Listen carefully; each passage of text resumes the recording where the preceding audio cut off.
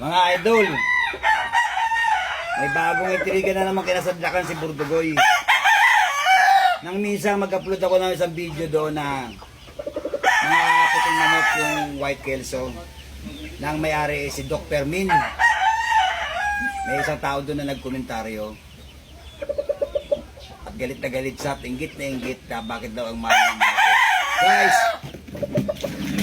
ang mga backyard na mumuhunan yan, bumibili yan ng mga mahal na patuka. Ang mga manok nila, classic din katulad ng mga farmer na malalaki. Hindi lamang yung mga farmers ang nakakabili ng mga mahal na manok. Pati kami mga nasa backyard, nakakabili rin kami ng mga mamahaling manok. Okay, may inggit guys, kay Burdugoy. May report ako ng taong ito guys, kay Meta. Na-restrike na naman ako ni Meta. Nawalan na naman ako ng karapatang sumahod. At ito naman si Meta, pabor sa kanya. Kasi alam nyo kung bakit? Ayaw ni Meta magpasweldo talaga sa mga vlogger. Tulisan din. Ang pinakamabuti nyo gawin guys, magkaisa kayong mga buraot. Mag-request kayo kay Meta na wasakin ng account ni Burdugoy, i-pull out sa Facebook at huwag isang hayaan makapag-upload. Tuluyan na ako i-demolish.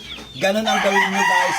Para si Burdugoy Capsule ay mawalan na ng karapatang mag-upload ng mga video sa Facebook para magbenta ng manok na kagaya nito. Kasalanan ko ba maging magandang lalaki guys? Karisma ang tawag dito guys. Inggit kayo, mga buraot kayo.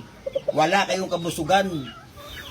Ayun, anong nakikita nyo? Kung si Burdugoy Capsule ay may restrike na naman ni Meta, may kapakinabangan ba kayo? Guys, napakaswerte ng mga taong nagtitiwala kay Burdugoy. Dahil sa akin, ang mga maliliit na backyard breeder, natutulungan ko mag-dispatcha ng manok. Endorser nila ako. Ang laking tulong ito, kamukha ng mga Permin. Dumating dito sa bahay, magpabenta ng manok. Nangangailangan ng tao, kaya nagbibenta ng manok. Sa mabilisang paraan, nakakatulong ako. Ay, nire-report nyo kay Meta. Anong kapakinabangan ninyo mag-report kayo kay Meta? Abnoy kayo guys. Inggit kayo kay Burdugoy Capsule. Kasi wala kayong mga classic na manok. Barat kayo, buraot kayo. Gusto nyo 1,000 manok nyo, PMM pan? Mga kayo guys. Mamatay kayo sa inggit. Wala kayo guys. Report kay Mahit. Araw-araw nyo po i-report kay Meta. Tuloy-tuloy ang pag-upload ni Burdugoy. Bakit ang intention ko guys? Makatulong sa mga maliliit na katulad ko. Tatawag sila sa akin. Burdugoy, i-vlog mo tong manok ko.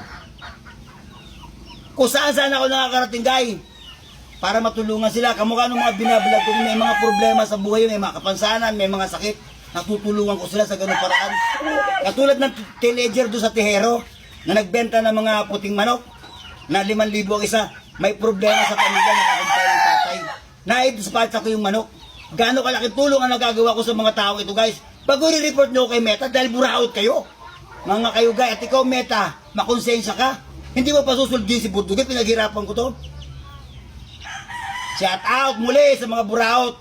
Mag-report pa kayo kay Meta dahil sa inggit nyo. Madadali kayo ni San Pedro. Si San Pedro guys, ang tagabantay ng mga manok. At Meta, tandaan mo, magkaiba ang batas ng Amerika at Pilipinas. Dito sa bansa ko sa Pilipinas, pinahihintulutan ng lahat ng mamamayang magsabong at magbenta ng manok sa lahat ng sulok. Kalayaan namin to dahil kami ay demokrasya at hindi kami komunista, Meta. Yung mga nagre-report sa'yo, buraot yan. Wala kang konsensya, nirestrict mo na naman ako. Ayaw mo lang ako pasulduin, istapadro ka eh. Guys, ako si Burdugoy Capsule at ito, ang buraot ko ang daigdig. Inggit kayo kay Burdugoy.